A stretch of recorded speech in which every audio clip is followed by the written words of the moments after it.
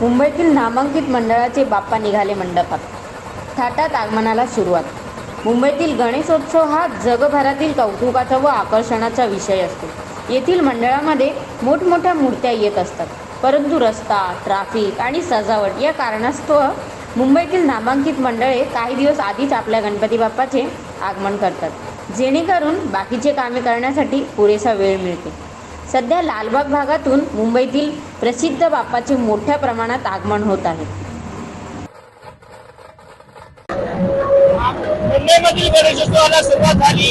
आगमन मोठ्या प्रमाणात झाले. मुंबईतील भव्य मूर्तीची परंपरा आगणारे म्हणजे चंदनवाडी, अखिल चंदनवाडीची मूर्ती आपल्या सोबत आहे, आपल्या समोर आहे. बाप्पाचं रूप तुम्ही पाहिलं तर हे बाप्पा अतिशय प्रसिद्ध मूर्ती आणि उच्च मूर्तीसाठी प्रसिद्ध आहे. आपल्या सोबत मंडळाचे पदाधिकारी आपण त्यांना सांगा सर, एक पदाधिकारी, एक कार्यकर्ता आणि एक चंदनवाडीचा रहिवासी म्हणून आपल्या बाप्पा 2024 ला आपल्या समोर आहे, कसं वाटतं? दरवर्षीप्रमाणे जो उत्साह असतो आमच्यामध्ये असतो, आमच्या कार्यकर्त्यांमध्ये असतो, यावर्षी देखील तो तसाच आपल्याला बघायला मिळत असो.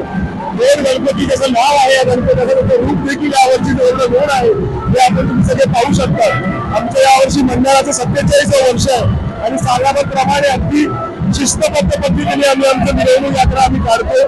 ठाकूरद्वारला आमच्या इकडे 7 वाजता भव्य आरती करतो आणि आमच्या गणपती मंडपाकडे विराजमान होतो. गोड गणपती अशी गणपतीची ओळख आहे. ज्या भक्तांनी सध्या हे रूप बघितलंय त्यांना गोड वाटलंय, त्यांना आशीर्वाद बाप्पाचे मिळाले. परंतु 2024 मध्ये महागाईच्या काळामध्ये किती महागाई बाप्पाच्या मॅनेजमेंट मध्ये आली आहे? नक्कीच आता महागाई तर सगळीकडे वाढलेली आहे, तर सगळ्या गोष्टींमध्ये देखील खर्च वाढतो. पण बाप्पा त्याच्यामध्ये काहीतरी एक मार्ग दाखवून एक चांगल्या प्रकारे आपण गणेशोत्सव आपण कसा साजरा करू शकतो, त्या निमित्ताने सगळे लोक एकत्र येतात, मिळून मिसळून राहतात.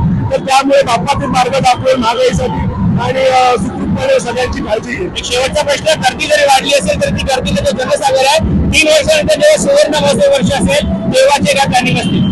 हे आमची सुवर्ण महोत्सवाकडे आमची वाटचाल चालू आहे. त्या कसं तुम्ही बघताय गर्दी दरवर्षी गर्दी वाढतच असते.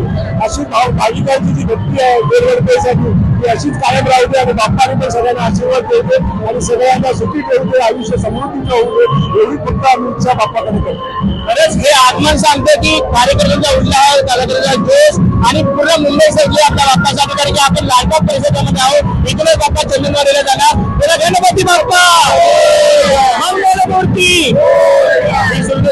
MS24 स्पेशल साठी.